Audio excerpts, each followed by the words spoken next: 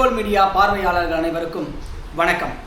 தினசரி தேர்தலுடைய கள நிலவரங்களை நீங்கள் உடனுக்குடன் தெரிந்து கொள்வதற்கு எங்களுடைய சேனலை மறக்காமல் சப்ஸ்கிரைப் பண்ணுங்கள். பக்கத்திலே இருக்கக்கூடிய பெல் சிம்பிளையும் கிளிக் பண்ணுங்கள். அப்போ தான் தினசரி அப்டேட் உங்களுக்கு குயிக்காக இமீடியட்டாக வந்து கொண்டே இருக்கும். ஸோ அந்த வகையில் பல்வேறு பலதரப்பட்ட கோணங்களிலிருந்து அரசியல் தேர்தலுடைய கள ஆய்வுகளை செய்து வருகின்றோம். அந்த வகையில் இன்று மிக முக்கியமாக பார்க்கக்கூடிய பாட்டாளி மக்கள் கட்சியை பற்றி, அவர்களுக்கு வழங்கப்பட்டிருக்கிற தொகுதிகளை பற்றி, அவர்கள் கடந்து வந்த பாதைகளை பற்றி நம்மளிடத்தில் வந்து பேசுவதற்காக திரு செந்தில்நாதன் சார் நம்ம கூட இணைந்திருக்கிறாரு. வணக்கம் சார். வணக்கம் ராஜேந்திர பிரசாத். ஸோ என்ன நடந்துட்டு இருக்குது சார்? பல்வேறு ரொம்ப கால 1989 ஆரம்பிக்கப்பட்ட ஒரு கட்சி பல்வேறு தனித்துவம் அவங்க தேர்தல் களம் கண்டிருக்கிறாங்க. ஸோ இந்த முறை வழக்கத்துக்கு மாற ஆரம்ப காலகட்டத்திலிருந்து இது வரைக்கும் பார்த்தா இத்தனை ஆண்டு காலத்தில் இல்லாத அளவுக்கு இன்றைக்கி ஒரு மாறுபட்ட கோணத்தில், அதாவது 4 முனை போட்டி, சில நேரங்களில் ராமதாஸ் ஐயா அவர்களும் களத்தில் இறங்கிட்டு 5 முனை போட்டியாக கூட ஆயிடுமோன்னு ஒரு குழப்பத்தில் தான் மக்கள் இருந்தாங்க. பட் இருந்தாலும் அவங்க இப்போ வந்து 4 முனை போட்டியாக இருக்கிறது. இருந்தாலும் அந்த பாட்டாளி மக்கள் கட்சி ஆரம்பத்திலேருந்து இன்னைய வரைக்கும் வந்து பார்த்தீங்கன்னா ஒரே கட்சியாக இருந்துச்சு. இன்னைக்கு பிளவுபட்டு தேர்தலை சந்திக்கிறாங்களோன்னு ஒரு கவலை அந்த பாட்டாளிகளுக்குள்ளே ஒரு மிகப்பெரிய ஒரு கேள்விக்குறியாக தான் இருக்குது. இப்போதைக்கு ஹூ லீட்ஸ் பிஎம்கே? என்ன ஆச்சு? இவர்கள் கடந்து வந்து பாதை என்ன? 1989 இதெல்லாம் வந்து பார்த்தீங்கன்னா எம்ஜிஆர் ஆட்சி காலம். எம்ஜிஆர் ஆட்சி காலத்துக்கு அந்த டைமில் இவங்க அந்த பாட்டாளி மக்கள் கட்சிக்கு முன்னாடி போராட்டங்கள் துவங்கினாங்க. போராட்டத்தில் பாட்டாளி மக்கள் கட்சிக்கு முன்னாடி வன்னியர் சங்கம். வன்னியர் சங்கம்லாம் வந்து பார்த்திங்கன்னா முழுக்க வந்து எம்ஜிஆருடைய ஆட்சி. அதுக்கப்புறம் பண்ருட்டி ராமச்சந்திரன் போய் நல்லா பார்த்துட்டு அவர் தான் ஃபுல்லாக சப்போர்ட் பண்ணி அவங்களுக்கு அந்த இடஒதுக்கீடுலாம் பண்ணி கொடுத்தாரு. ஏன்னா இப்போ அவர் பண்ருட்டி ராமச்சந்திரன் இஸ் ஆல்சோ வன்னியர். சரி, இது வன்னியர் பெல்ட்டுங்கிறது 8 மாவட்டங்கள் உங்களுக்கு தெரியும். ஏற்கனவே ஒரு தடவை சொல்லியிருக்கோம், ஒரு பேட்டியில் சொல்லியிருக்கோம். வந்து அவங்க எல்லாருமே வந்து பல்லவ வம்சம், பல்லவர்களுடைய வம்சாவளியினர். பல்லவர்கள் வந்து சண்டை போட்டு ஃபுல்லாக பிடிச்சிட்டு வராங்க. பிடிச்சிட்டு வரும்போது கிட்டத்தட்ட ஒரு 8 மாவட்டங்கள் வந்து அவங்க கண்ட்ரோலுக்கு கொண்டு போகிறாங்க. அப்போ மாவட்டம்னு சொல்ல முடியாது, இந்த பக்கம் போனால் தருமபுரி வரணும், அப்படியே சேலத்துக்கு இந்த பக்கம் வந்துடணும். ஏன்னா அதெல்லாம் வந்து counters, Kongu Vellalar counter belt. இது வன்னியர்ஸ் பெல்ட்டுன்னு பார்த்தீங்கன்னா இந்த பக்கம் இப்படி வந்தீங்கன்னா வேலூர்லேருந்து காஞ்சிபுரம் மயிலாஸ் பெல்ட்டு, இப்படி இந்த பக்கம் இப்படி போய் வந்தீங்கன்னா இது வரலும் கிருஷ்ணகிரி, தருமபுரி, திருவண்ணாமலை, இப்படியே வந்தீங்கன்னா கடலூர், அரியலூர் கிட்ட வரலும் ஜெயங்கொண்டம் வரலாம். அப்படி இப்படி வந்தீங்கன்னா சென்னை, அந்த திருவள்ளூர், அப்படி இந்த ஏரியா ஃபுல்லாக அப்படி அவங்க அங்கேருந்து ஆந்திராவிலேருந்து அடிச்சுட்டு வரும்போது அவங்க ஆந்திரா தான் ஆச்சு பல்லவாஸ். அதுலேருந்து அடிச்சுக்கிட்டே வந்து இதெல்லாம் பிடிச்ச இடங்கள், அவங்க சண்டை போட்டு பிடிச்ச இடம். அதனால தான் அன்றைக்கி வந்து அதை வந்து சம்புவராயர் மாவட்டம்னு வச்சுருந்தாங்க. கடலூர் சம்புவராயர் மாவட்டம்னு வச்சுருந்தாங்க. அதுக்கப்புறம் விழுப்புரம் வந்து ராமசாமி படையாட்சியர் மாவட்டம் இது பண்ணாங்க. அந்த மாதிரி எல்லாமே சாதி ஓரியன்டாக தான் அப்போ வந்து மாவட்டங்களை பிரித்தாங்க. அதன் பிறகு வந்து அந்த மாவட்டங்கள்லாம் பிரிக்கப்பட்டு அப்புறம் சாதியெல்லாம் இருக்கக்கூடாதுன்னு அந்தந்த ஊர் பேர்லேயே மாவட்டங்கள் வந்து டிக்ளேர் பண்ணாங்க. சரிங்களா? இப்போது என்ன விஷயம்னா, நீங்கள் சொன்னது கரெக்டு தான். 1989 7வது மாதம் 19ஆம் நாள் வந்து இவங்க வந்து இவங்களுடைய கட்சியை வந்து டிக்ளேர் பண்ணுறாங்க. கிட்டத்தட்ட பார்த்தீங்கன்னா இந்த டைமில் தான் வந்து விடுதலை சிறுத்தைகள் கட்சி, அதுக்கு முன்னாடியே வராங்க அவங்க. 1984, 85, 86 அந்த வாக்கிலே வராங்க. அதில் வந்து விடுதலை சிறுத்தைகள் கட்சி வந்து முதல்ல ஆரம்பிக்கும் போது டிபிஐன்னு ஆரம்பிக்கிறாங்க. அவர் 27வது வயசுலேயே கட்சி ஆரம்பித்தவர். அண்ணன் திரும்ப வந்து தனது 27வது வயதிலேயே கட்சி ஆரம்பித்தவர். அதான் இள வயதில் ஒரு கட்சியை ஆரம்பித்து கொண்டு வந்த பெருமை வந்து அவருக்கு. ஏன் இவங்கெல்லாம் வந்து இன்னைக்கு அவர்களும் ஸ்டாண்ட் பண்ணி நிற்கிறாங்கன்னா, மிகப்பெரிய ஆளுமைன்னா சின்ன ஏதோ ஒரு சாதாரண ஆட்களுக்கு எதிராக, அதாவது நான் வந்து 10 பேரை அடித்து நான் பெரிய ஆள் ஆகிறதா, நான் அடித்த 10 பேருமே பெரிய ஆளுங்கடா, அவனுங்களை அடிச்சுட்டா நான் பெரிய ஆளானு சொல்லுவாங்க இல்லைங்களா? அது 10 பேரும் மிகப்பெரிய ரவுடிஸ்டா, அவங்க அடிச்சுட்டா நான் பெரிய ஆளா. அது மாதிரி இவங்க வந்து உள்ள என்டர் ஆகும்போதே என்டர் தி பாயிண்ட் கிட்டத்தட்ட பார்த்தீங்கன்னா நம்ம புருஸ்லி படம் மாதிரி என்டர் தி டிராகன் தான். அவ்வளவு ஒரு ஆளுமை, பயங்கரமான ஆள், சாதாரண ஆளுமை இல்லை. அதாவது வந்து எம்ஜிஆருடைய ஆளுமையெல்லாம் நீங்கள் வந்து ஒரு மதிப்பிடவே முடியாத ஒரு ஆளுமை. அப்படிப்பட்ட ஒரு ஆளுமை இருக்கும்போது இவங்க உள்ள வராங்க. இவங்க 2 பேருமே வராங்க. அப்போ இவங்க 2 பேருக்கு இடையில தான் வந்து போட்டி ஏற்படுது. போட்டி ஏற்படும் போது இருக்கக்கூடிய அரசியல் கட்சிகள் எல்லாமே யோசிக்கிறாங்க, என்னடா இது புதுசாக இவங்க 2 பேர் வராங்க, சாதி அப்படிங்கிற அடிப்படையில் இந்த மாதிரி ஒரு பெரிய ஒரு அமைப்பு இது நாள் வரலும் வந்தது கிடையாது. அப்படி இருக்கும்போது இந்த நாள் வரலும் சாதிய அடிப்படையில் இவங்க வந்து உள்ள வந்து பிடிக்கிறாங்க, இது என்ன பண்ணுறதுன்னு தெரியலன்னு இவங்க யோசிக்கிறாங்க. அந்த அடிப்படையில் 1991 அப்போதான் வந்து பிஎம்கே வந்து ஃபர்ஸ்ட் எலெக்ஷன் கண்டெஸ்ட் பண்ணுறாங்க. அதாவது அவர் எம்ஜிஆர் கிட்ட பேசி தயார் பண்ணி எல்லாம் பண்ணிக்கின்னு எதாவது பேசி ஒரு பர்சன்டேஜ் வாங்குறாங்க. அதாவது மருத்துவர் படிக்கிறதுக்கு மற்றெல்லாம் படிக்கிறதுக்கு ஒரு பர்சன்டேஜ் வாங்குறாங்க. பர்சன்டேஜ் வாங்குறதுக்காக தான் முதல்ல பிரச்சனை ஆரம்பிக்கிறாங்க பிஎம்கே. அதுக்கப்புறம் பிஎம்கே அப்படிங்கிறது அந்த பாட்டாளி மக்கள் கட்சிங்கிறத வந்து உருவாக்குறாங்க. வன்னியர் சங்கத்திலேருந்து உருவாக்குறாங்க. இதில் நிறைய பேர் வந்து அந்த போராட்டம் ஏற்கனவே நடந்த போராட்டங்களில் 1990க்கு முன்னாடி நடந்த ஊறுபட்ட போராட்டம் வழி நெடுக்க எங்கள் பதில் மரத்தை வெட்டி போட்டு நிறைய பேர் இந்த பக்கம் விழுப்புரம் மாவட்டத்தில் நிறைய பேர் வந்து துப்பாக்கி சூட்டில் இறந்துருக்காங்க. ஸோ அவங்களுக்கெல்லாம் கூட போகிற வழிகள்லாம் பார்த்திங்கன்னா நினைவு தூண் இருக்கும். ஒரு கருப்பு கடலில் ஒரு நினைவு தூண் மாதிரி ஒரு எல்லா பக்கமும் இது போட்டு கிராஸ் பண்ணி ஹைட்டில் கொண்டு போயிட்டு ஒரு மேலே வந்து அவங்களுடைய வன்னியர் சங்கத்துடைய அந்த தீச்சட்டி இது வந்து அப்போது அவ்வளோ அளவுக்கு உணர்வு. ஆனால் 2 கட்சிகளுமே உணர்வுபூர்வமான கட்சிகள். ஏன் இந்த 2த்தையும் நான் மேட்ச் பண்ணி சொல்கிறேன்னா, சமகாலங்களில் ஆரம்பிக்கப்பட்ட தான் எதிர்த்து வந்தவங்க வந்து மிகப்பெரிய ஆளுமைகளை எதிர்த்து வந்து சமகாலத்தில் ஆரம்பிக்கப்பட்ட கட்சிகள் உண்டு. அதனால் ஒருத்தருக்கு வந்து நல்ல ஒரு எக்ஸ்பீரியன்ஸ், ஆனால் இன்னொருத்தருக்கு வந்து எக்ஸ்பீரியன்ஸே கிடையாது. யார் அண்ணன் திரும்ப வந்து உள்ளே வரும்போது கவர்மெண்ட்டில் வேலை பார்த்துட்டு நம்ம வந்து ஏன் நம்ம வந்து இந்த மாதிரி ஒருத்தர்கிட்ட நம்ம இதுவாக இருக்கணும், நம்ம ஜனங்கள்லாம் இப்படி அடிமையாக இருக்காங்களே, நம்ம இவங்களுக்கு ஏதாச்சும் பண்ணணும்னு வந்து வரார். வரும்போது என்ன ஆகுதுன்னா, இதை நிறுத்திருப்பா தம்பி வந்து வரார். வரும்போது என்ன ஆகுதுன்னா, சமகாலங்களில் வந்து வந்தவங்க இவங்க 2 பேருமே சமகாலங்களில் வந்தவங்க. ஆனால் அவங்களுக்கு மட்டும் அந்த ஆளுமை இருக்கு. ஆனால் இவங்களுக்கு அந்த ஆளுமை இல்லை என்பதனால வந்து இவர் என்ன பண்ணுறாரு, ஃப்ரம் தி வெரி பிகினிங் அடிபட்டு வராரு. யாரு விசி. ஆனால் அவங்க வந்து ஸ்ட்ரைட்டாகவே வந்துடுறாங்க, ஸ்ட்ரைட்டாக உள்ளே வந்துடுறாங்க. அவங்களுக்கு வந்து அவ்வளோ சப்போர்ட் கிடைக்கும். யாருக்கு? பிஎம்கேக்கு அவ்வளோ சப்போர்ட் கிடைக்கும். ஆனால் விசிகே வந்து முதல்லையே கீழ்மட்டத்தில் அடிமட்டத்தில் இருந்தவங்களுக்கு அவ்வளோ சப்போர்ட்லாம் கிடைக்கல.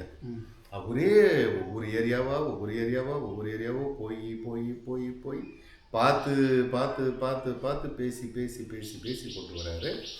அதே நேரம் டாக்டர் ராமதாஸ் வந்து ஒரு கிராமத்துக்கு அவர் கவர்மெண்ட்டில் வேலை பார்த்துட்டாரு. இவந்தோ இங்கே சிவி சண்முகம் அமைச்சர் இருக்காரு அமைச்சர், அவருக்கு டெலிவரி பார்த்ததே டாக்டர் ராமதாஸ் தான். அவங்க அம்மாவுக்கு டெலிவரி பார்த்து அவர் குழந்தைய பிறந்துச்சு டாக்டர் ராமதாஸ். ஸோ வந்து அவர் ரொம்ப கிராமமாக எல்லா கிராமங்களுக்கும் போயிட்டு நமக்கு வந்து நீங்கள் எல்லாம் இன்னும் கூட செய்து இருக்கீங்க, இந்த மாதிரி மதுவில் இருக்கீங்க, இந்த மாதிரி பழக்க வழக்கம் இல்லை, நல்ல பழக்க வழக்கம் இல்லை, நல்ல வளர்ச்சி இல்லை, இவ்வளோ ஒரு பெரிய ஒரு விஷயம். ஆண்ட பரம்பரைன்னா பல்லவ வம்சம். ஆண்ட பரம்பரை மற்றது வந்து இதுலேருந்து வழிய ஆந்திராவிலேருந்து வழிய வம்சம் வந்து பல்லவ வம்சம். ஆண்ட பரம்பரை நம்ம ஏன் இப்படி இருக்கணும், நம்ம வந்து படையை வந்து ஆட்சி பண்ணுவாங்க, நம்ம வந்து படையாட்சி நம்ம ஏன் இப்படி இருக்கணும்னு சொல்லி அவர் அந்த உத்வேகத்தை கொஞ்சம் கொஞ்சமாக அந்த பிளட்டில் கொண்டு வந்த பிறகு என்ன ஆகுதுன்னா, கிட்டத்தட்ட வந்து 1991 இவங்க வந்து என்ன பண்ணுறாங்க, மொத்தமாக எல்லா தொகுதியிலும் நிற்போம், பலம் என்னன்னு பார்க்கணும் பண்ணுறாங்க. கிட்டத்தட்ட 5-6% ஓட்டு வாங்குறாங்க. ஆனால் என்ன ஆகுதுன்னா, ஒரு தொகுதியிலையும் அவங்களால ஜெயிக்க முடியல. எந்த தொகுதியிலையும் ஜெயிக்க முடியல. ஒன்று மட்டும் ஜெயிச்சாங்க. 1991 கிட்டத்தட்ட வந்து பார்த்தீங்கன்னா 199 இதில் நிற்கும்போது ஒன்று மட்டும்தான் ஜெயித்தாங்க. வேறு எதுலேயும் அவங்களால ஜெயிக்க முடியல. சரி என்னடா இது அப்படின்னு சொல்லி என்ன பண்ணுறாங்க, சரி அப்பவும் அவங்க வந்து தன்னுடைய இதை வந்து விடலை. திரும்ப இது வந்து தனித்து நின்றுது. ஆமாம், முதல் தேர்தலில் வந்து அவங்க தனித்து நிற்கிறாங்க. அது ஒன்றே ஜெயிக்கிறாங்க. அந்த ஒன்று மட்டும் அவங்களுக்கு வந்து ஒரு இது கொடுக்குது, ஒரு உத்வேகத்தை கொடுக்குது. அடுத்த 5ஆம் ஆண்டு 1996. இந்த 1996 என்ன பண்ணுறாங்க, திவாரி காங்கிரஸ்னு ஒரு காங்கிரஸ் இருந்துச்சு. அந்த திவாரி காங்கிரஸ் கூட இவங்க இணைந்து கிட்டத்தட்ட பார்த்தீங்கன்னா 116 சட்டமன்ற தொகுதிகளில் இவங்க வந்து போட்டியிடுறாங்க. போட்டியிடும்போது அப்போது ஒரு கூட்டணியுடைய பலத்தினால தன்னுடைய தொடர் முயற்சியாலையும் தொடர் பிரச்சாரங்களாலும் 4 தொகுதிகளை வந்து இவங்க கைப்பற்றாங்க. ஆமாம், 96 இதெல்லாம் வந்து பார்த்தீங்கன்னா வந்து அப்போதான் செயலலிதா வந்து என்று அப்போ செயலலிதா அந்த சாமிச்சான்னு ஒரே சண்டை பிரச்சனை. எம்ஜிஆருடைய மறைவு, இங்கே எல்லாம் இவங்க செயலலிதா, அவங்க அம்மையார் ஜானகி, நாளாளுக்கு இவங்க ஒரு சேவல், அவங்க வந்து புறா. ஒரு கடுமையான போட்டி, கடுமையான ஓட்டு வந்து பிச்சு வெனாடுது.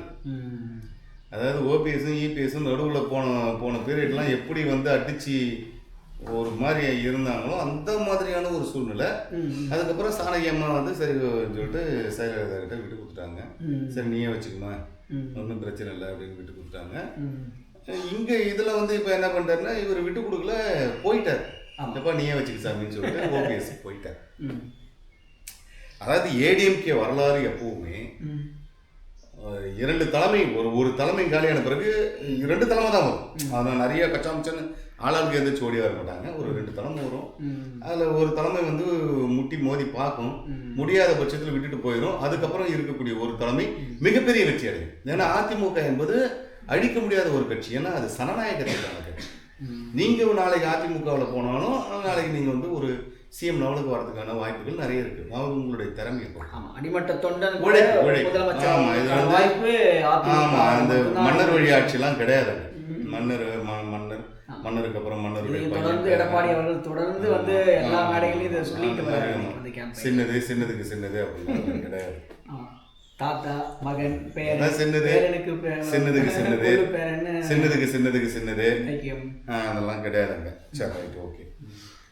அதன் பிறகு இவங்க என்ன பண்ணுறாங்க, 1996 அவங்களுக்கு ஒரு உத்வேகம் கிடைக்குது, 4 சீட்டு கிடைக்குது திவாரி காங்கிரஸ் கூட சேர்ந்த பிறகு 1996 அப்புறம் ஒரு 5 வருஷத்துக்கு கூட்டிக்கோங்க. 2001 எலெக்ஷன், அதில் முதல் முறையாக கொஞ்சம் கணிசமான பகுதிகள் 2001 வந்து 27 இடங்கள்ல இவங்க வந்து ஒரு கூட்டணியில் போட்டி போடுறாங்க. ஏஐஏடிஎம்கே, அதாவது செயலலிதாவுடைய அந்த அம்மையார் செயலலிதாவுடைய இதில் சேர்ந்து ஏஐஏடிஎம்கேல 21 இடங்கள்ல போட்டி போடுறாங்க. 27 இடங்கள்ல அதில் 20 இடங்கள்ல வெற்றி பெறாங்க. முதல் வெற்றியை அவங்களுக்கு தட்டி கொடுத்தது யாருன்னா அம்மையார் செயலலிதா. ஏடிஎம்கே வந்து அவங்களுக்கு எப்பவுமே வந்து, ஏன்னா அதுக்கப்புறம் அவங்க திருப்பியும் வந்து டிஎம்கே கிட்ட போனாங்க. அதுக்கப்புறம் 18 சீட்டு தான் கிடைச்சது. ஆனால் அதிகபட்ச சீட்டுகள் அதிகபட்ச இது பண்ணி கொடுத்தது யாருன்னா மேயர் செயலலிதா.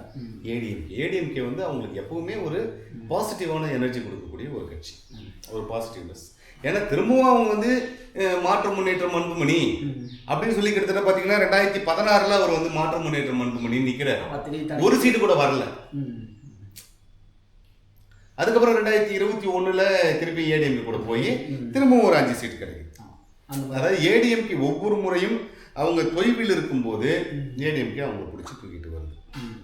2006 18 சீட்டு டிஎம்கே. அதுக்கப்புறம் இவங்க 2006 அப்புறம் என்ன 2011 திரும்பவும் வந்து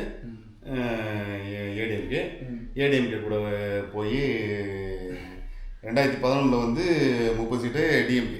இது 2016 வந்து திமுக தான், 2011 சாரி 2011 திமுக தான், 2006 திமுக தான். 2 தடவை இவங்க போனாங்க. ஒரு தடவை 18 கிடச்சிது, 2வது தடவை 3 சீட்டில் கிடச்சிது. இந்த சீட்டு நிற்கிறதுன்னு பார்த்தீங்கன்னா 30-31. திமுகவுடைய டேலண்ட்டை நீங்கள் எப்பவுமே புரிஞ்சுக்கணும். இப்போ நீங்க பார்த்துருப்பீங்க, நாங்க அப்போவே பார்த்துட்டோம். அதை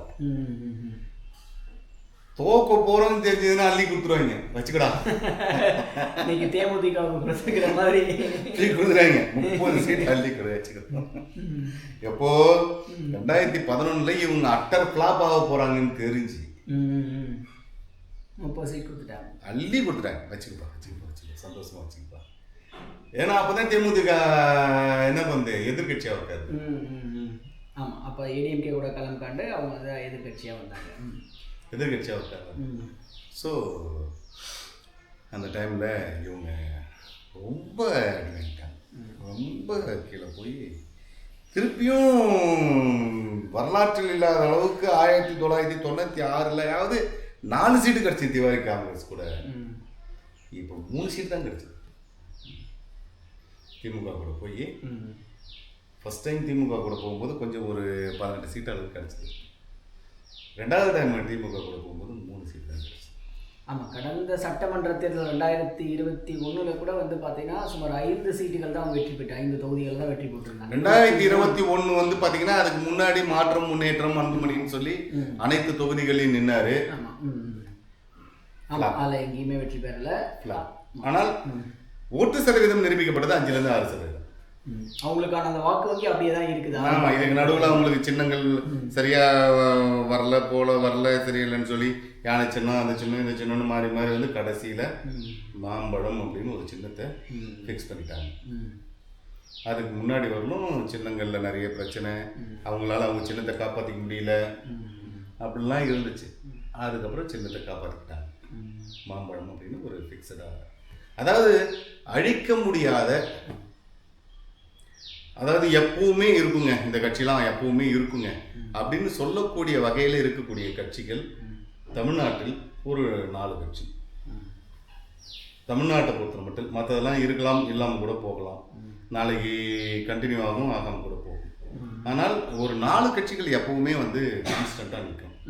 அந்த கான்ஸ்டன்ட் கட்சியில் முதல்ல இருக்கிறது திமுக. திமுக வந்து அழிக்க முடியாத ஒரு கட்சி. வந்து பார்த்தீனியம் தான், இருந்தாலும் வேறு வழி இல்லை, அழிக்க முடியாது. அது ஒரு பார்த்தீனியம் செடி, அதை வந்து அழிக்க முடியாது. இது வந்து வேறு வழியே இல்லை, திமுக வந்து இருக்க தான் செய்யும். அடுத்தது வந்து கட்சி அப்படின்னு சொல்லி பார்த்தீங்கன்னா அதிமுக. அதிமுகவும் அழிக்க முடியாத கட்சி, இதுவும் எப்போவுமே ஸ்டாண்டர்டாக இருக்கும். 3வது வந்து பாட்டாளி மக்கள் கட்சி, அதுவும் அழிக்க முடியாது, அதுவும் வந்து ஸ்டாண்டர்டாக இருக்கும். அதேமாதிரி விசிகே விடுதலை சிறுத்தைகள் கட்சி, அதுவும் அழிக்க முடியாது, அடுத்தடுத்து தலைமை வந்துக்கிட்டே இருப்பாங்க. இது தமிழ்நாட்டை மாநில அளவில் சொல்கிறேன் நான். மற்ற கட்சிகள்லாம் இருக்கும், இல்லாமல் போயிடும். விஜய்க்கு அப்புறம் விஜய் கட்சி இருக்குமா, யார் வருவாங்க தெரியாது, அது அந்த அளவுக்கு அதுக்கு ஈடுபடுமா தெரியாது. ஏன்னா அது ஆமாம் காணாமல் போயிடுச்சு. அது மட்டும் இல்லாமல் கொள்கை அடிப்படை ஸ்ட்ராங்கான கொள்கை இதுதான் வந்து நிற்கும். ஏன்னா ஒவ்வொரு முறையும் பாட்டாளி மக்கள் கட்சி ஒரு மாரல் பட்ஜெட் கொடுப்பாங்க, நிதிநிலை நிதிநிலை அறிக்கை வந்து ஒவ்வொரு முறையுமே கொடுப்பாங்க. அது பார்த்தீங்கன்னா அவ்வளோ பர்ஃபெக்டாக இருக்கும். அது உண்மையிலேயே நீங்கள் வந்து செயல்படுத்தினால் தமிழகத்தை நீங்கள் எங்கேயோ கொண்டு போயிடலாம், அந்த மாதிரி இருக்கும். அதாவது அவருடைய எல்லா, நான் வந்து இந்த நர்சஸ் மேட்டராக வந்து டெல்லிக்கு பல முறை போயிருக்கேன். அந்த அளவுக்கு செயல் திட்டங்கள், செயல் திட்ட வடிவமைப்பு, ஆளுமை இருந்தும் மக்கள் ஏன் அவங்களை ரெகனைஸ் பண்ணலை இது வரைக்கும்? அதை வந்து ஒரு சாதி அப்படிங்கிற ஒரு வட்டத்துக்குள்ள வந்து சுருக்கப்படும் போது தான் இந்த பாட்டாளி மக்கள் கட்சியும் விடுதலை சிறுத்தைகள் கட்சியும் எவ்வளவுதான் தெளிவான ஒரு அவங்களுக்கான தெளிவான ஒரு விதிமுறைகள் வகுக்கப்பட்டும், தெளிவான ஒரு அடிப்படை கொள்கைகள் வகுக்கப்பட்டும், ஒரு தெளிவான சிந்தனை இருந்தும் பார்வை இருந்தும் அதை வந்து அவங்களுடைய தொண்டர்கள் வந்து பயன்படுத்திக்கிறாங்க. அவங்க தொண்டர்கள் வந்து இவங்களை வந்து மிஸ்யூஸ் பண்றாங்க. பல நேரங்களில் கட்சிகள் தான் தொண்டர்களை மிஸ்யூஸ் பண்ணுவோம். ஆனா இந்த 2 கட்சியிலும் நான் இன்னைக்கு ஓப்பனாக சொல்றேன், அவங்க எப்படி இதை எடுத்துக்கிறாங்களோ, தொண்டர்கள் கழுவி ஊற்றினா கூட அதை பற்றி எனக்கு கவலை இல்லை. அதில் நல்ல தொண்டர்கள் இருப்பாங்க, அவங்க கழுவி ஊற்ற மாட்டாங்க. ஒரு சில தொண்டர்கள் ஒரு அகண்ட விசாலமான பார்வை இல்லாததுக்கு இது ஒரு காரணம்னு சொல்ல வரேன். அவங்க குறுகிய மனப்பான்மையில் நான் ஒரு வண்டியை எம்எல்ஏ வச்சிருக்கேன் பார்த்துக்கலாமா அப்படிங்கிறதும், நான் ஒரு ஷெட்யூல் காஸ்ட் எவ்வளோ வச்சுட்டே பார்த்துக்கலாம், பிசிஆர் ஆக்ட் போட்டுருவோம் அப்படின்றது. அந்த மாதிரி ஒரு சிலர் குறுகிய மனப்பான்மையிலே இருக்காங்க. அதனால் மக்கள் வந்து அவங்கள பார்த்து, ஜென்ரல் பப்ளிக் அவங்கள பார்த்து வந்து பயப்படுறாங்க, ஒதுங்கி போகிறாங்க. வேணாம், நமக்கு எதுக்கு வீண் பம்பு, இவங்ககிட்ட போனால் நம்ம பிரச்சனையாகும், ஏதாவது வம்பு தும்பு பண்ணுவாங்க, இவங்களுக்கு ஒரு கூட்டம் இருக்குது, இவங்களுக்கு ஒரு பேக்ரவுண்ட் இருக்குது, நம்ம இவங்ககிட்ட போக வேண்டாம். அதே நேரம் இவங்கள பொசிஷனுக்கு கொண்டு வந்தாலும் இவங்க வந்து நம்மளை மிரட்டுவாங்க, திட்டுவாங்க, அடிக்கவும் செய்வாங்க, தாக்குதல் பண்ணுவாங்க, நமக்கு வேண்டாம். இது வந்து அவங்க வந்து அந்த சாதிங்கிற அந்த அடிப்படையிலேருந்து அவங்க வெளியில் வந்து ஒரு ஜென்ரலாக எல்லாருக்குமான ஒரு பொதுவான ஒரு கட்சியாக மாறி பொதுவான அமைப்பாக மாறணும்னு இவங்க ரெண்டு தரப்புமே பல தடவை முடிவு பண்ணுறாங்க, அதுக்கான ஏற்பாடுகள் பண்ணுறாங்க. ஆனால் இவங்களை வச்சு பிழைக்கக்கூடிய சில தொண்டர்கள் அவங்க என்ன பண்ணுறாங்க, இவங்களை வந்து அந்த ஸ்டேஜிலேருந்து அடுத்த ஸ்டேஜுக்கு போக விடாமல் இவங்கள ஒரு சின்ன வட்டத்துக்குள்ளேயே சொல்கிறாங்க. டாக்டர் அன்புமணிலாம் படிக்கும் போதெல்லாம் எங்களுக்கு தெரியும். ஏன்னா எங்கள் அண்ணனுடைய செட்டுக்கு ஒரு 3 செட்டு முன்னாடி இங்கே ஏபிஎஸ் ஒரு சார் இருந்தார், ஒரு கெமிஸ்ட்ரி சார் இருந்தார், அவருடைய ஸ்டூடெண்ட் தான். ஏபிஎஸ் சார் போயிட்டு அவர் வீட்டில் கிளாஸ் டியூஷன் எடுத்துகிட்டு வருவார். அவரே வந்து சொல்லுவார், ஒரு தடவை வந்து அன்புமணி அண்ணன் வந்து என்ன பண்ணுறாரு, நல்ல படிப்பாளி, சரியான படிப்பாளி, ரூமில் உட்காந்து படிச்சுன்னு இருக்காரு, எல்லாம் ஹாலில் உட்காந்து டிவி பார்த்துருக்காங்க, லைட்லாம் ஆஃப் பண்ணிட்டு. அப்போல்லாம் வந்து அந்த ஒளி மொழியெல்லாம் பெரிய விஷயம். அவன் வந்து ஒரே ஒரு நாள் தான் டிவி போடுவாங்க, அந்த ஒளி மொழி வெள்ளிக்கிழமை போடுவாங்க, ஞாயிற்றுக்கிழமை ஒரு படம் போடுவாங்க. இந்த ஒளி மொழி பார்க்கறதுக்கு அவர் என்ன பண்ணார், உள்ள படிச்சுன்னு இருக்கிறாரு, எல்லாம் லைட்லாம் ஆஃப் பண்ணிட்டாங்க. அழகாக எழுந்திரிச்சு வந்து கதவை திறந்து ஒளி மொழியை தலைவர் பார்த்துக்கிறாரு. லொட்டுன்னு லைட்டை போட்ட உடனே தலைவர் மாட்டிட்டார். உன்னை என்ன பண்ண சொன்னா என்ன பண்ணுன்னு பெரிய ஐயா திட்டி திரும்பி படிக்க. அந்த அளவுக்கு படிப்பாளி, பயங்கரமான படிப்பாளி. சும்மா இதுல மட்டும் பிரார்த்தனை பண்ணிட்டுலாம் அவர் வந்து டாக்டர் ஆகல, சரிங்களா? அது நல்ல படிப்பாளி, நல்லாவே தெரியும். அப்புறம் அவ்வளோ நாலேஜபிள் பர்சன். இந்த மாதிரி ஒரு நாலேஜபிள் பர்சனை வந்து இவங்க வந்து அந்த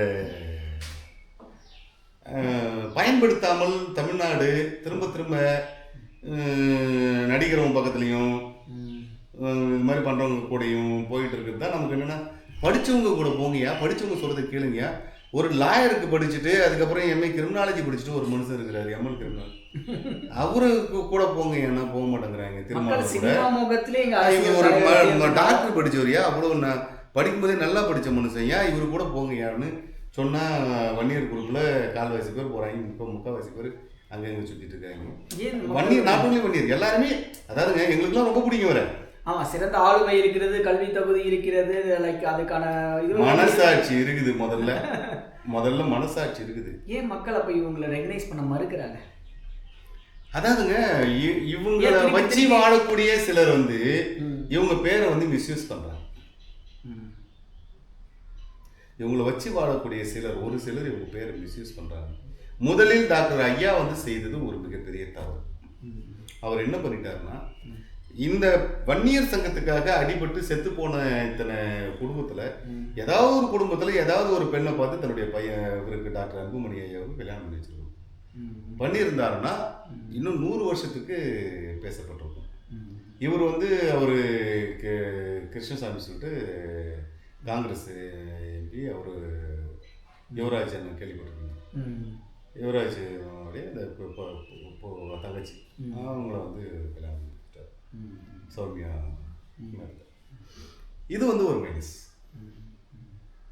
இது வந்து என்னன்னா, மக்கள் அந்த அந்த சாதி மக்களுக்கு என்னடா இவரு நமக்காக உறவு, நமக்கான இது எல்லாமே சொன்னாரு. கடைசியில அவங்களும் வன்னியர் தான் இருந்தாலும் அவங்க எதிர்பார்த்த மக்களுடைய எதிர்பார்ப்பு மக்களுக்கு அவங்கள ஒருத்தரா இவர் இருந்திருந்தால் இன்னும் 100 வருஷத்துக்கு பேசப்பட்டிருப்பார்.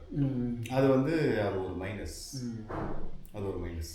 இன்னொன்று, அவங்க வந்து அந்த மாதிரியான ஒரு இடத்துல இருந்து ஒரு பெண் வந்திருந்தால் இவங்க சொன்னதை கேட்டிருப்பாங்க. அதுக்காக சௌமியா வந்து சொல்றதை கேட்கலன்னு நான் சொல்ல வரல.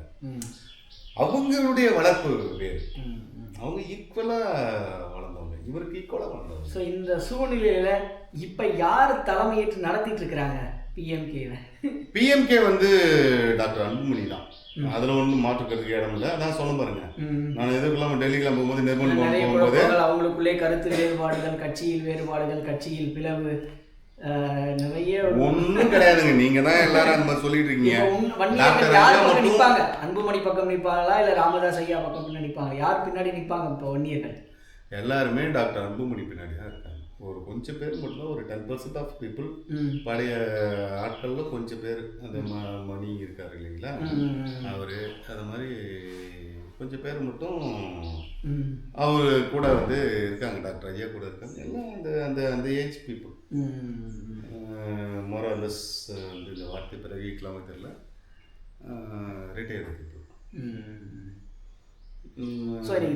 அவங்களால இனிமே அந்த முன்னாடி போனாருங்க டாக்டர் ஐயா வந்து முன்னாடி ஊரா கிராமமா இப்போ அவரால் முடியுமா? வயோதிகம் இல்லை. ஆனால் அவர் வந்து அவ்வளோ அளவுக்கு அவங்க கூட இருந்த அந்த எல்லாமே அந்த ஏஜ் பர்சன், ரிட்டையர்டு பர்சன் எல்லாமே ஒரு இடம் விடாம கூட போனோம், சைக்கிள்லாம் போனோம். என்ன ஆச்சு அவர் ஐயா டாக்டர் ராமதாஸ் ஐயா அவர்களுக்கு? என்ன ஏன் இந்த மனமாற்றத்துக்கான காரணம்? உங்களுக்கு நான் சிம்பாலிக்கா சொல்லிட்டேன். மனநிலை ஒரு கிராமத்துல இருந்து ஒரு அடிபட்டு உதப்பட்டு இது பண்ணி நான் தமக்காக எழுதி கொடுத்து ஒரு பொண்ணு கல்யாணம் பண்ணி வந்தால், அதாவது எவ்வளவு பெரிய இடத்துல இருந்து வந்தாலும் மருமகள் மாமியார் மாமனார் அவங்க 2 பேருக்குள்ள என்னதான் பிரச்சனை? இப்ப அன்புமணிக்கும் ஐயாவுக்கும் பிரச்சனை இல்லை. நான் சிம்பாலிக்கா சொல்லிட்டேன். அதை நீங்க புரிஞ்சுக்கலன்னா அதுக்குள்ள நான் போக விரும்பல, அந்த டாபிக் உள்ள போக விரும்பல. நான் சிம்பாலிக்கா உங்களுக்கு சொல்ல வேண்டியது சொல்லிட்டேன். ஆமா, நான் என்ன சொல்ல வந்தனோ அந்த கருத்து உங்களுக்கு புரியும். அதே மாதிரி பார்க்கக்கூடிய நேயர்கள்ல பலருக்கு வந்து நான் என்ன கருத்தை சொல்ல வந்தேன்னு புரியும். அதுக்கு மேல அதுக்குள்ள நான் போக விரும்பல. அது வந்து அதை நான் அநாகரிகம். அதுக்குள்ள நான் போக விரும்பல. அந்த கருத்து அதை விட்டுடலாம். பிரச்சனை வந்துருச்சு. பிரச்சனைக்கு ஒரு குடும்ப பிரச்சனை. ஆக்சுவலா இது கட்சி பிரச்சனை இல்ல, இது ஒரு குடும்ப பிரச்சனை. குடும்பத்தில் யாரால் பிரச்சனை வருங்கிறது எல்லாருக்குமே தெரியும். ஆமா, எல்லா குடும்பத்திலுமே இன்னைக்கு பிரச்சனைகள் இல்லாத குடும்பமே கிடையாது. அதாவது ஏடிஎம்கே கூட திரும்பவும் வந்து கூட்டணிக்கு போக வேணாம் அப்படின்னு ஐயா சொன்னார். எப்போ மாற்று முன்னேற்றம் அன்புமணி அப்படின்னு ஒன்று ஆரம்பிக்கும் போது அந்த பிரச்சனை ஸ்டார்ட் ஆகுது. மாற்று முன்னேற்றம் அன்புமணி அதுக்கு முன்னாடி வந்து அதுக்கு முன் தேர்தலில் வந்து பாண்டிச்சேரியில் வந்து தனியாக நிற்கிறாங்க. பாண்டிச்சேரியில் தனியாக நிற்கும் போது அப்பயும் ஒன்றும் எடுப்படல. அதுக்கு முன் தேர்தல் பாண்டிச்சேரியில். அதுக்கப்புறம் இவர் மாற்று முன்னேற்றம் அன்புமணிங்கிறாரு. இவர் வேணாம் நம்ம கூட்டணியிலே இருப்போங்கிறாரு ஐயா. இவர் கேட்கல, இல்லை மாற்று முன்னேற்றம் அன்புமணி பண்ணலான்னு. அது அவங்க ஃபேமிலியில் எல்லாரும் அவங்க ஒய்ஃபு மற்றவங்களாம் சேர்ந்து நீங்கள் ஏன் உங்களால் பண்ண முடியாது போக முடியாது, அவருடைய திறமை அவங்களுக்கு தெரியும். அதாவது விஷயம் என்னென்னா, அன்புமணி அண்ணனுடைய திறமை வந்து அவங்க தெரியுன்றதுனால அண்ணி உட்பட எல்லாருமே வந்து ஏன் நீங்கள் பண்ணுங்க பொங்குவாங்கன்னு அவங்க ப்ரெஷர் கொடுக்குறாங்க. அந்த ப்ரெஷர் வந்து ஐயாவுக்கு பிடிக்கல. யாருக்கு? டாக்டர் ஐயாவுக்கு, பெரிய ஐயாவுக்கு பிடிக்கல. பெரிய ஐயா என்ன பண்ணுறாரு, இது என்னடா இது மாதிரி பண்ணுறாங்க, இவ்வளோ கஷ்டப்பட்டு கொண்டு வந்து எல்லாத்தையும் பண்ணி ஸ்பாயில் பண்ணுறாங்கன்னு பண்ணிட்டு சொல்லும் போதே ஒரு இடங்களில் கூட வெற்றி அடையாமல் டோட்டலாக வாஷ் அவுட். அது ஃபர்ஸ்ட் டைம் நிற்கும் போதாவது ஒரு இடம் வந்தாங்க. முதல்ல 1991 நிற்கும் போது. ஆனால் இந்த தடவை வந்து அப்படியே டோட்டல் வாஷ் அவுட். 2016 சுத்தமாக ஒன்றுமே இல்லை. அது வந்து அவருக்கு மிகப்பெரிய மன உளைச்சலை ஏற்படுத்திடுச்சு. என்னடா இந்த மாதிரி பண்ணிட்டாரு அப்படின்னு. அப்போ தான் அவர் ஆப்ரேஷன் பண்ணிட்டு, ஹார்ட் ஆப்ரேஷன் செயலலிதா கூட வந்து தகராறாகி பிரச்சனையாகி ஹார்ட் ஆப்ரேஷன் பண்ணிட்டு வர்றாரு. அப்போ திமுகவோட கூட்டணியில் இருந்தார். ஸோ இந்த நிலையில் வந்து பார்த்தீங்கன்னா திரு அன்புமணி ராமதாஸ் அவர்கள் வந்து தலைமை பொறுப்பேற்று தலைமை எடுத்து இன்றைக்கி பிஎம்கே வழிநடத்திட்டு இருக்கிறாரு. நீங்கள் சொன்ன மாதிரி பெரும்பான்மையான வன்னியர் சமூக தொண்டர்கள் சகோதரர்கள் வந்து ராமதாஸ் பின்னாடி, அன்புமணி ராமதாஸ் பின்னாடி தான் இருக்காங்க. ஸோ இன்றைக்கி வந்து பார்த்திங்கன்னா இன்னும் கடந்த தேர்தலை விட, கடந்த சட்டமன்ற தேர்தலில் அதிமுகவுடன் கூட்டணி இருந்து பெற்ற தொகுதிகளை விட இந்த முறை கொஞ்சம் குறைவான தொகுதிகள் தான் பெற்றிருக்காங்க. ஏன் இந்த சமரசம்? டோட்டலாக ஸ்பாயில் பண்ணிக்கிட்டாங்க. அதாவது கடந்த சட்டமன்றத்தில் 25 தொகுதிகளோ 23 தொகுதிகளோ டோட்டலாக ஸ்பாயில் பண்ணிட்டு மாற்றம் முன்னேற்றம் அன்புமணின்னு சொல்லி டோட்டலாக ஸ்பாயில் பண்ணிட்டு ஒரு இடங்களில் கூட வெற்றி அடையாமல் வந்து சுத்தமாக ஸ்பாயில் ஆயிடுச்சு. அதுக்கப்புறம் போன தேர்தலில் 23 இடங்களை வந்து அவங்களுக்கு கொடுக்குறாங்க. ஐ திங்க் 5 இடங்கள் வந்து அவங்க 5 இடங்கள்ல வச்சுக்கிறாங்க. அதிமுக அப்போ வந்து விஜய் ஃபேக்டர் கிடையாது. ஆமாம். இப்போ ஏன் இவங்களுக்கு 18 மட்டும் கொடுத்துருக்காங்கன்னா, அப்போ வந்து விஜய் ஃபேக்டர் கிடையாது. இப்போ விஜய் ஃபேக்டர் இருக்கு. விஜய் வந்து விசிகாவுடைய ஓட்டம் மட்டும் காலி பண்ணுறார். அவர் வந்து பாமக ஓட்டையும் காலி பண்ணுறாரு. அவங்களாம் ரசிகர் பண்ணுறாங்க. விஜயகாந்த் எந்த அடிப்படையில் டக்குன்னு உடனே வந்த உடனே ஒரு கட்சி ஆரம்பிக்கிறாரு, உடனே எல்லா இடங்களையும் இப்போ உடனே மாநாடு போறாரு, மற்றதெல்லாம் பண்ணுறாரு. எப்படி பண்ணுறாரு? ரசிகர் பண்ணுறாங்க. ரசிகர் பண்ணுறாங்கன்னா அப்படியே வந்து கன்வெர்ட் பண்ணுறாங்க. ஒரு எப்பவுமே ஒரு அரசியல் கட்சி என்பவன் வந்து எப்போதும் ஒரு நடிகனுடைய ரசிகர் மன்றம் ஊருக்கு ஆரம்பிக்கிறான்னா இவன் அலர்ட் ஆயிடும். இவன் எதுக்கு ஊருக்கு தெருக்கு ரசிகர் மன்றம் ஆரம்பிச்சுருக்கிறான்? அப்போ he will become, அதனால தான் நிறைய நடிகர்கள் வந்து ரசிகர் மன்றங்களே கலைச்சிடுறாங்க. he will become a political party இல்லையா? அப்படிதான் தமிழகத்தினுடைய வரலாறு இருக்குது இங்க. அப்போ ரசிகர் மன்றம்னு ஒன்று ஆரம்பிக்கும் போது இவங்க எல்லாமே அலர்ட் ஆயிடும். என்னமோ பண்ண போறாங்க, அதுதான் ரசிகர் மன்றம் ஆரம்பிக்க போறாங்க. ஒரு கடை கட்ட போறாங்க, அந்த மளிகை கடைக்கு எதிராக கடை வைக்க போறோம். அதானே அதானே இப்போ போட்டியாளர்கள் உருவாக்கும் போது இவங்க அலர்ட் ஆகணும். விஜய் ரசிகர் மன்றங்களை ஆரம்பிக்கும் போது ஏங்க நமக்கான போட்டி யார் இனிமேல் அப்படின்னு நமக்கு தெரியுது. ஏதோ ஒரு சினிமாக்காரன் தான் நமக்கு போட்டியாக வரப்போறான். அவனுடைய வளர்ச்சி அடையும் போது நீங்க வேற ஒருத்தனை இறக்கி விடணுமா இல்லையா? அவனுக்கு போட்டியா வேற ஒருத்தனை இறக்கி விடணுமா இல்லையா? ரஜினிகாந்துக்கு போட்டியா கமலை இறக்கிட்டீங்க. கமலும் ரஜினிகாந்தும் ஈக்குவலாக போயிட்டே இருந்தாங்க. அதுக்கப்புறம் வந்து புதுசா ஆட்கள் இறங்கினாங்க இல்லையா? எஸ்பி பாலசுப்ரமணியனுக்கு போட்டியா மனோவை இறக்கி விட்டாங்க. உண்மைதானே? ஜானகிக்கு போட்டியா சித்ரா இறக்கி விட்டாங்க. சித்ராவுக்கு போட்டியா சொர்ணலதா இறக்கி விட்டாங்க. உண்மையா இல்லையா? சொர்ணலதாவுக்கு போட்டியா வந்து அனுராதா ஸ்ரீராம் இறக்கி விட்டாங்க. ஸோ புதுசாக ஒருத்தரை இன்ட்ரடியூஸ் பண்ணுறாங்க அப்படின்னா சும்மா கடி இன்ட்ரடியூஸ் பண்ணல, எல்லாம் இவங்க போட்டி ஆவாங்க. இவங்க அவர் எப்படி பண்ணுறாரு, அவர் எப்படி பண்ணார் இளையராஜா ஒரு மியூசிக்கில் எப்படி பண்ணார், ஒரு திரைத்துறையில் ஒருத்தர் ஒரு குறிப்பிட்ட ஸ்டேஜுக்கு மேலே வந்து இன்னைக்கு வந்து எந்த ஒரு தேட்டர்லையுமே புதுப்படம் கிடையாது. சினிமா தேட்டரில் எல்லாத்தையும் பார்த்தீங்கன்னா மொக்கையா டோக்கையா ஏதோ ஒரு மொக்க ஃபில்மு போட்டுட்ருக்கான். எந்த இதுவுமே புதுப்படம் ரிலீஸே கிடையாது. எல்லாம் ஓடிடியில் ரிலீஸ் பண்ணிடுறான், யூடியூப்பில் ரிலீஸ் பண்ணிட்டு போயிடறான். சினிமா தேட்டரில் ரிலீஸ் பண்ணணும் அப்படின்னா மெயினான ஆட்களுடைய படங்கள் தான். விஜய், சூர்யா, விக்ரம், கார்த்தி, ஒரு 10 பேர் தான் இருக்காங்க. இவங்களில் ஒருத்தர் உங்களுக்கு விஜய்க்கு போட்டியாக இவங்க இறக்கி விட்டுருக்க முடியாது. ரொம்ப லேட்டாக சிவகார்த்திகேயனை இறக்கி விடுறாங்க மொக்கையா. எப்போ எல்லாம் முடிஞ்ச பிறகு, எல்லாம் முடிஞ்சு ஆறி அவிஞ்சு போன பிறகு சிவகார்த்திகேயனை இப்போ இறக்கி விட்டு பராசக்தி ஏற்று விடுறாங்க. அதுவும் ஃபெயிலியர் பிக்சர். முன்னாடியே பண்ணியிருக்கு. அதாவது நீங்கள் வந்து ஏங்க உங்கள் தொழிலே ஒரே ஒரு தொழில் தானே, அரசியல் மட்டும் தானே. அரசியல் தான் தொழில்னா அப்போ அரசியலுக்கு வர்றது எவனா புதுசாக எவன் வருவான்னு கண்ணு காதை எல்லாத்தையும் திறந்து வச்சு பார்த்துன்னு இருக்கணுமா இல்லையா? பார்த்துருக்கணுமா இல்லையா? யார் செய்யணும்? ஆட்சியில் இருக்கிறவனும் எதிர்கட்சிக்காரனும் செய்யணும். ஆட்சியில் இருக்கிறவனும் எதிர்கட்சிக்காரனும் செய்யணும். எல்லாத்தையும் விட்டுட்டு தும்ப விட்டுட்டு வாழை பிடிச்சா நம்ம என்ன பண்ணுறோம்? அதுதான் சரி, கவனிக்க தவறிட்டாங்க. ஸோ இவங்க 18 தொகுதிகள் வந்து இன்னைக்கு 18 தொகுதியும் வின் பண்ணுவாங்க. 18 தொகுதியுமேவா? 18 தொகுதியும் வின் பண்ணுவாங்க. எப்படி சொல்றீங்க 18 தொகுதிகள்? ஏன்னா இது வரைக்கும் செலக்டிவா வாங்கியிருக்காங்க. அப்படிங்களா? ஏற்கனவே அவங்களுடைய பழைய வரலாறுகள்லாம் பார்த்தீங்கன்னா 20 தொகுதி 18 தொகுதியெல்லாம் அவங்க அடிச்சிருக்காங்க. அது வரலாறு. பட் இருந்தாலும் இப்பத்தி நிலை என்ன, இன்னைக்கு 2 பட்டு ஏடிஎம்கே கூட தாங்க அடிச்சாங்க. ஆமா, அதிகமான 20 தொகுதி வந்து ஏடிஎம்கே கூட தான் அடிச்சாங்க. அதுக்கப்புறம் 18 டிஎம்கே கூட இருந்தாங்க. அப்புறம் 3 தொகுதி டிஎம்கே கூட அடிச்சாங்க. ஆனால் 20 தொகுதி அவங்க வரலாறுலேயே அதிகபட்சமா ஜெயிச்சது ஏடிஎம்கே கூட தான். 20 சீட் அடிச்சாங்க. 20 சீட் அடிச்சாங்க. அதெல்லாம் அடித்த சீட்டுங்கள்லாம் அவங்களுக்கு தெரியும் எந்தெந்த ஏரியான்னு. அந்த ஏரியாவை செலக்டிவாக பார்த்து வாங்கியிருக்காங்க. ஸோ அப்போ 18 தொகுதிகளிலும் பிஎம்கே வெற்றி பெறும்னு சொல்கிறீங்களா நீங்கள் வந்து? ஸோ இந்த வகையில் வந்து பார்த்தீங்கன்னா அன்பு, நீங்கள் ஏற்கனவே சொன்ன மாதிரியே பார்த்தீங்கன்னா நல்ல திறமை, நல்ல ஆளுமை எல்லாமே இருக்கிறது அன்புமணி அவர்களுக்கு. இதில் முக்கியமாக வந்து பார்த்தீங்கன்னா அவருடைய ஒரு திட்டத்தை பற்றி இன்னைக்கு இந்தியன் தேசமே, பாரத தேசமே இன்னைக்கு பேசிக்கிட்டு இருக்கு. 108. ஆமாம்.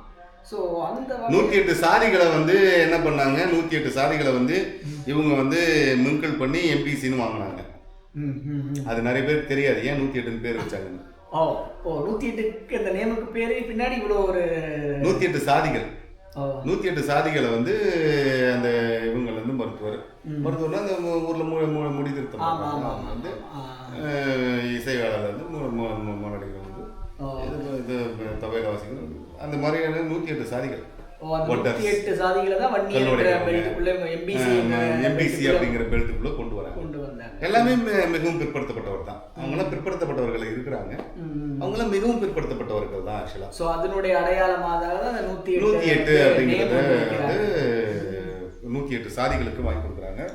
அதனால அந்த ஆம்புலன்ஸை வந்து 108ன்னு வைக்கிறாங்க. இதுக்கு முன்னாடிலாம் ஆம்புலன்ஸ் வந்து நீங்கள் கூப்பிட்டீங்கன்னா வராது. வந்தாலும் யார் கூப்பிட்டாங்கனாலும் அவங்கள கூப்பிட்டு போய் பேரை எழுதி வாங்கி ஸ்டேஷன் கம்ப்ளைண்ட் பண்ணி பெரிய பிரச்சனை ஆகிடும். இப்போ அப்படி கிடையாது. ஒரு ஃபோன் அடிச்சிங்கன்னா அவன் பாட்டு வந்து கூப்பிட்டு போகிறான். எல்லாம் அவங்க எடுத்துக்கிறாங்க. எல்லாத்தையும் அவங்க டேக் ஓவர் பண்ணிக்கிறாங்க. நமக்கு எந்த பிரச்சனையும் இல்லை. அதனால வந்து உங்களுக்கு 108 அப்படிங்கிறது வந்து ரொம்ப ஸ்பெஷலு. இது வந்து உலகளவில் வந்து போற்றப்படக்கூடிய ஒரு ஸ்கீமு. இன்னைக்கு வரலும் ரொம்ப நல்லா போயிட்டு இருக்கு. அதுவும் இவ்வளவு பெரிய அகண்ட விரிந்த பாரத தேசத்துக்கு இந்த மாதிரி ஒரு செயல் திட்டம் என்பது ஒரு பெரிய பயம் இல்லாமல் இருக்கலாம். எந்த நேரம் எந்த மூலையில் போயிருந்தாலும் ஒரு ஃபோன் அடிச்சு 108 ஃபோன் அடிச்சு ஏன் நாங்கள் இந்த மாதிரி ஆகிட்டு டக்குன்னு வந்து கூப்பிட்டு போயிடும். பாரத தேசமே இன்னைக்கு அந்த திட்டத்தை வந்து அதுவும் அந்த டிரைவர்ஸ்லாம் வந்து பாருங்க, ஆம்புலன்ஸ் டிரைவர்ஸ் உண்மையிலேயே வந்து கடவுளுக்கு நிற்கிறாங்க. அவங்க அடிச்சு பிடிச்சி ஓடியாந்துறாங்க. சாப்பாடு சாப்பிட்டு கூட தூக்கி போட்டு ஓடியாந்துறாங்க. ஸோ இந்த நிலையில அதில் இருக்கக்கூடிய அந்த ஒர்க்கர்ஸ், அந்த நர்சஸ் வந்து அதை நர்சஸே இப்போ போகிறாங்க. நர்சஸே இருக்காங்க. அவங்களும் நல்லா பண்ணுறாங்க. இப்போ பிஎம்கேவுடைய கரண்ட் சுச்சுவேஷன் என்ன, அவங்க ஃபியூச்சர் எப்படி இருக்கும்? ஃபியூச்சர் வந்து பிஎம்கே வந்து பிரைட்டாக இருக்குங்க. ஏன்னா வந்து எப்போவுமே வந்து முதல்ல வந்து அவங்கள என்ட்ரி பாயிண்ட் அப்படின்னு சொல்லி பார்த்தீங்கன்னா மிகப்பெரிய ஆளுமையை எதிர்த்து வந்தாங்க. இப்போ மிகப்பெரிய ஆளுமையாக இருக்கக்கூடிய தன்னுடைய தந்தையை எதிர்த்து வர்றாரு. ஒவ்வொரு முறையும் அவங்க அந்த மாதிரி வந்து தன்னைத்தானே வந்து செதுக்கிட்டு வரும்போது அவங்களுடைய அந்த இது வந்து நல்லா இருக்கும், நல்லா பிரைட்டாக இருக்கும். இந்த தடவை வந்து அவர் தந்தையை அவர் வந்து எதிர்த்து வராரு. இந்த தடவை வந்து அவங்க நல்லா அந்த 18 சீட்டு பிடிப்பாங்க. அது மட்டும் இல்லாமல் இதற்கப்புறம் வந்து அவங்களுக்கு வந்து நிறைய அனுபவங்கள் இருக்குது. இந்த அனுபவங்களை அழகாக அவங்க வந்து ஃபார்ம் பண்ணி இந்த நேரத்தில் அவர் மேலே வைக்கக்கூடிய ஒரு குற்றச்சாட்டு, ஒரே ஒரு குற்றச்சாட்டு தான் நினைக்கிறேன் நான். திரு மருத்துவர் ராமதாஸ் ஐயா அவர்கள் கூட அதை வந்து செய்தி ஊடகங்களில் சொல்லியிருக்கிறாரு. அவர் மேலே தொடரப்பட்ட வழக்கிற்கு அடிபணிந்து தான் அவர் வந்து என்டிஏ கூட்டணிக்கு போயிட்டாரு சொல்லிட்டு அவர் மேலே வைக்கக்கூடிய ஒரு குற்றச்சாட்டு இருக்குது. வந்து ஓப்பனாக சொல்ல போனால் வந்து ஒரு கண்ணை காட்டினாலே கரண்ட் கம்பியை பிடிக்கிற ஆட்கள். இதுக்கெல்லாம் அவங்க வந்து இறங்கி பயந்து போகிற ஆட்கள்லாம் கிடையாது. வழக்கு படிப்பணி இல்லைன்னு நல்லா ஒரே வாரம் சொல்கிறேன். கண்ணை காட்டினா கரண்ட் கம்பியே போய் பிடிப்பாங்க. சாகடிச்சு ஆடிக்கிடும். என்ன முதல் மருத்துவர் ராமதாஸ் ஐயா அவர்களே சொல்கிறாரு இல்லையா, அன்புமணி பயந்துட்டார். இறங்கி பயந்து போகிற ஆட்கள்லாம் கிடையாது. டாக்டர் ஐயா வயது மூப்பின் காரணமாக வந்து அவர் வந்து அவருடைய தனிமை, வயது மூப்பு, இன்னும் அவருடன் இருக்கக்கூடிய சொந்த பந்தங்கள், உற்றார் உறவினர்கள், இவங்களுடைய இது அதெல்லாம் ஒரு காரணமாக வச்சுக்கிட்டு அவருக்கு ஒரு ஆழ் மனசில் ரொம்ப ஆழமான ஒரு இது வந்துச்சு. நம்ம இவ்வளோ கஷ்டப்பட்டு எல்லாம் உருவாக்கணும் போனோம் வந்து இது மாதிரி பண்ணுறாருன்னு அவருக்குள்ள ஒரு இது இருக்குது. பட் ஆனால் இதை வந்து நீங்கள் இதையெல்லாம் வந்து நீங்கள் ஒரு பெரிய காரணம் எடுத்துக்கூடாது. அது ஒரு குடும்ப சண்டை, அவ்வளோதான். நம்ம அதை அப்படி தான் பார்க்கணும். இவரே வந்து பார்த்தீங்கன்னா டாக்டர் ராமதாஸ் ஐயா ப்ளஸ் வந்து கூட இருக்கக்கூடியவங்க எல்லாமே அவங்க ஒரு குடும்பமாக தான் அவங்களை பாவிக்கிறாங்க. மணி எல்லாம் ஒரு குடும்பம் தான். சில இன்னொரு குற்றச்சாட்டு கூடுதலாக வைக்கப்படுகிறது அன்புமணி மேல இல்லை. ஸோ அந்த அமைப்பின் மேலே, அதாவது என்னன்னா குடும்ப ஆட்சி வரக்கூடாதுன்னு கேம்பெயின் பண்ணவங்க இன்னைக்கு வந்து பாத்தீங்கன்னா அன்புமணி இது ரொம்ப காலமா இந்த பிரச்சனை இருக்குதுங்க. நானும் வந்து உங்களுக்கு ரொம்ப காலமா இதை சொல்லணும்னு நினைக்கிறேன். இப்ப கலைஞருக்கு அப்புறம் ஸ்டாலினுக்கு அப்புறம் வந்து சின்னதுக்கு அப்புறம் சின்னது இதெல்லாம் என்ன காரணம்? ஸோ அந்த வகையில் இங்கே சௌமியா அன்புமணி தேர்ந்தெடுக்க நான் ஒரு காரணம் சொல்றேன். நம்ம சொல்றோம், சும்மா ஜோக்காக சொல்றோம், மற்றெல்லாம் சொல்றோம். ஆனா உண்மையான உண்மை என்னன்னு தெரியுமா உங்களுக்கு? அரசியல் என்பது பாலிட்ரிக்ஸ், பல ட்ரிக்ஸ் சேர்ந்தது தான் பாலிடிக்ஸ். நிறைய வியூகங்கள், நிறைய ட்ரிக்ஸுங்க. இந்த ட்ரிக்ஸ் எல்லாம் பயன்படுத்தினா தான் இந்த நீங்கள் வந்து பாலிடிக்ஸ் பண்ண முடியும். சரிங்களா? நடிகனுக்காவது தூங்கும்போது காலாட்டின்னு தூங்கணும், இல்லைன்னா அவனை தூக்கி போட்டுருவாங்கன்னு சொல்லுவாங்க. ஒரு அரசியல்வாதி இரவும் தூங்கக்கூடாது. 24 மணி நேரமும் அலர்ட்டாக இருக்கணும்.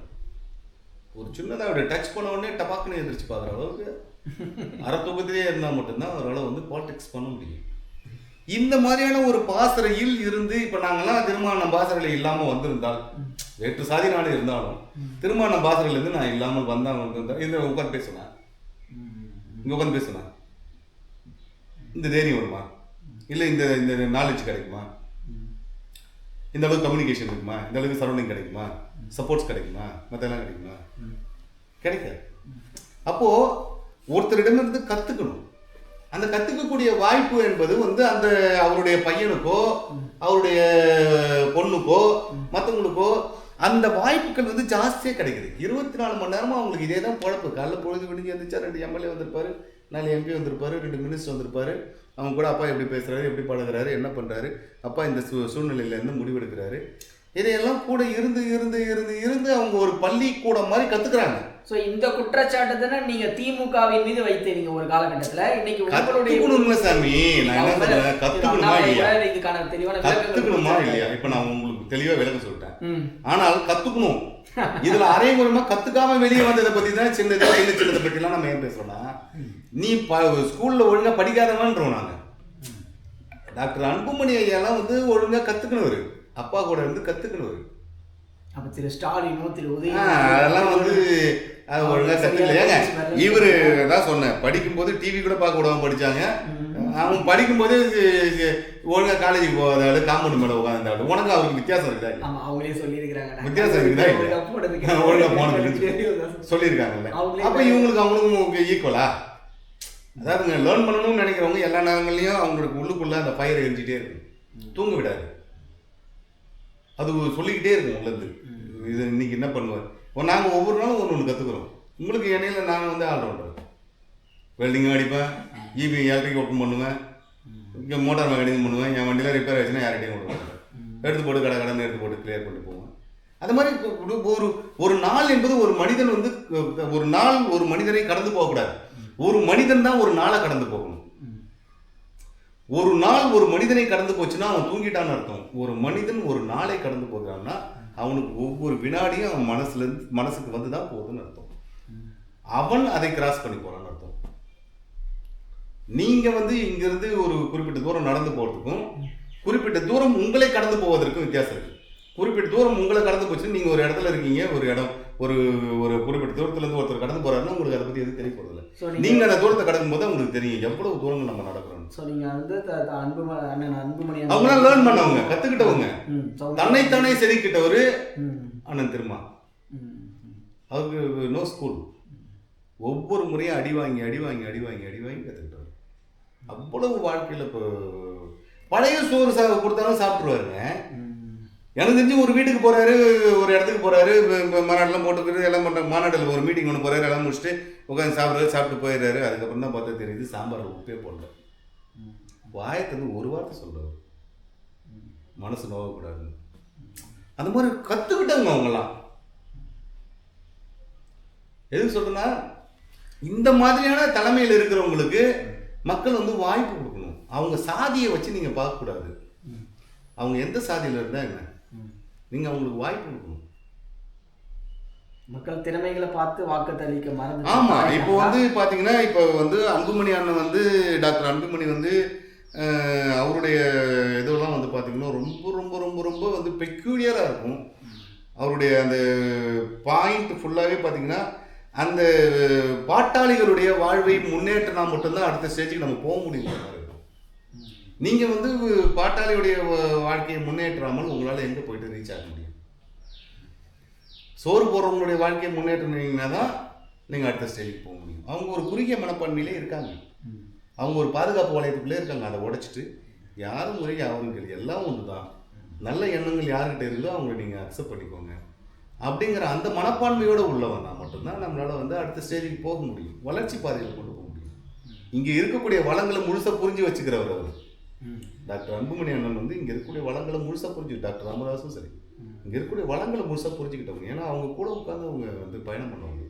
சைக்கிள் எடுத்துக்கிட்டு போனவர் டாக்டர் ராமதாஸ் ஐயா, சைக்கிள் எடுத்துகிட்டு ஒரு ஊராக போயிட்டு. ஸோ எப்படி உங்களுடைய ஃபியூச்சர் இருக்க போகுது? அன்பு பிரைட்டாக இருக்குங்க, பிரைட்டாக இருக்கும். நீங்கள் வந்து அதாவது நான் தான் முதல்ல சொல்ல ஆரம்பிச்சு பாருங்க, கொள்கை அடிப்படையில் மட்டுமே நீங்கள் எதையும் ஸ்டாண்ட் பண்ண முடியும். எம்ஜிஆர் என்ற மிகப்பெரிய ஆளுமைக்கு முன்னாடி கொள்கை என்ற அடிப்படையில் வந்தவங்க தான் பாமகவும் விசிகாவும் இன்னைக்கு வந்து ஸ்டாண்ட் பண்ணுறாங்க. கொள்கை என்ற அடிப்படையில் வரும்போது அவங்க வந்து ஸ்டாண்ட் பண்ணுவாங்க. கொள்கை இல்லைன்னா ஸ்டாண்ட் பண்ண முடியாது. அவங்கள்ட்ட கொள்கை இருக்கு, ஸ்டாண்ட் பண்ணுவாங்க. கொள்கை இல்லாமல் இதுலேருந்து ஒருத்தர் வச்சுக்கோ, இதுலேருந்து ஒருத்தர் வச்சுக்கோ, இதுலேருந்து ஒருத்தர் வச்சுக்கோ, ஈர வெங்காயத்தை இந்த ஓரம் போட்டுக்கோ, எல்லாத்துலேயும் பிக்சர்ல ஃபுல்லாக போட்டுக்கோ. ஆமாம், அஞ்சலி அம்மாள் அவங்க இவங்க தலைவர்கள் இருக்க அவங்க அஞ்சலி அம்மாள் ஒருத்தவங்க வச்சுக்கோங்க. ஏன்னா பாமக ஓட்டு வேணும், ஈர வெங்காயத்தை வச்சுக்கோ, கூட்டணி யாருன்னா வருவாங்க. இது இந்த மாதிரி வந்து சினிமாவில் அங்கங்க பஞ்சு டயலாக் போற மாதிரி, அங்கங்க ஜோக் போற மாதிரி, இவ்வளவு நேரம் ஆயிடுச்சு ஒரு பாட்டை போடு, இவ்வளவு நேரம் ஆயிடுச்சு 2 ஜோக்க போடு, இது வந்து வேலையாவாது. அவங்க சினிமாக்காரங்க எல்லா வகையான மசாலாவும் கலந்து. இந்த மசாலா வந்து ஒரு தடவை ஒன்னா வரும், ஒரு தடவை ஒன்னா கொஞ்சம் ஓட்டு வாங்கிட்டு வரலாம். ஆனால் அடுத்த முறை வந்து இந்த மசாலா இதை விட பெரிய மசாலாலாம் தடைகிறாங்க. இதை விட பெரிய மசாலா வந்து மக்கள் அவங்களுக்கு தடைகிறாங்க. அதனால அதெல்லாம் எடுப்படாது. நீங்க அந்த மாதிரி கொள்கை இல்லாமல் நீங்க கொள்கை என்பது பேஸ், ரொம்ப பேஸ், ஸ்ட்ராங் ஃபவுண்டேஷன். அந்த ஃபவுண்டேஷனை வச்சுக்கிட்டு ஏங்க ஒரு ஃபார்முலா கொடுக்குறோம். கொள்கை என்பது ஒரு ஃபார்முலா. இப்போ நான் வந்து உங்களுக்கு ஒரு ஃபார்முலா கொடுக்குறேன். நீங்க போட்டாலும் அந்த ரிசல்ட் தான் வரணும், அவர் போட்டாலும் அந்த ரிசல்ட் தான் வரணும், அந்த பாப்பா போட்டாலும் அந்த ரிசல்ட் தான் வரணும், இல்லையா? யார் அப்ளை பண்ணாலும் ஃபார்முலாவுக்கான ரிசல்ட் ஒன்று தானே. அதே மாதிரி தான் கொள்கை என்பது ஒரு ஃபார்முலா. அந்த ஃபார்முலாவை யார் வந்து ஃபாலோ பண்ணாலும், இன்னைக்கு ஏடிஎம்கே அன்னைக்கு எம்ஜிஆர் சொல்றாரு, யாராலையும் இதை அழிக்க முடியாதுங்க, நான் செத்த பிறகு இருக்கும், நான் ஒரு ஃபார்முலா வச்சுட்டு போயிருக்கேன். அதே தான் ஜெயலலிதா சொன்னாங்க, நான் ஒரு ஃபார்முலா வச்சுட்டு போயிருக்கேன், இந்த ஃபார்முலா அழிக்க முடியாது. இப்போ இது ஃபார்முலா வந்து இவரு நம்ம பிஜேபி ஒரு ஃபார்முலா வச்சிருக்காங்க. எத்தனையோ பேர் வராங்க, புதுசாக வராங்க. ஆனால் ஃபார்முலா ஸ்டாண்ட் பண்ணணும். யார் அப்ளை பண்ணாலும் ஃபார்முலா ஒர்க் அவுட் ஆகும். கவர்ச்சி ஒர்க் அவுட் ஆகும், ஃபார்முலா தான் ஒர்க் அவுட் ஆகும். கவர்ச்சி என்பது ஆளுக்கு ஆள் வேறுபடும், கண்களுக்கு கண்கள் வேறுபடும். சரிங்க, மிக்க நன்றி. இது வரைக்கும் சுவாரஸ்யமான பிஎம்கே உடைய தகவல்களை பகிர்ந்து மிக்க நன்றி. ஸோ பார்வையாளர்கள் அனைவருக்கும் வணக்கம். ஸோ பல்வேறு காலகட்டங்கள், பல்வேறு போராட்டங்கள், பல்வேறு சங்கடமான சூழ்நிலைகள் அனைத்தையும் கடந்துதான் பாட்டாளி மக்கள் கட்சியினுடைய பயணமானது தொடர்ந்து கொண்டே வருகின்றது. ஸோ இந்த வகையில் பாட்டாளி சொந்தங்களுடைய ஆதரவுடன் ஒரு பெருவாரியான ஆதரவுடன் திரு அன்புமணி ராமதாஸ் அவர்கள் இந்த தேர்தல் களத்திலே வந்து சந்திக்கிறார். அதுவும் அன்பு மருத்துவர் ஐயா அவர்களுக்கு எதிராகன்னு சொல்ல முடியாது, அவர்கள் இந்த 2 வட்ட பிரிவுகள் இருந்தாலும் அன்புமணி ராமதாஸினுடைய தலைமையை ஒட்டுமொத்த பாட்டாளிகளுடைய சொந்தங்கள் தலைமையை ஏற்றிருக்கிறது என்றுதான் இந்த நேரத்தில் நம்ம சொல்லிக்கணும்னு நினைக்கிறோம். அது மட்டும் இல்லை, தேர்தல் ஆணையமும் உச்ச நீதிமன்றத்தினுடைய தீர்ப்புகளுக்கும் கூட அதை தான் நமக்கு வந்து வெளிப்படுத்துகின்றன. இந்த சூழ்நிலையில் கடந்த அதிமுக ஆட்சி காலகட்டத்தினுடைய கடைசி நேரத்திலேயே அந்த 10.5% வந்து பாட்டாளி மக்களுக்காக ஒதுக்கப்பட்டது.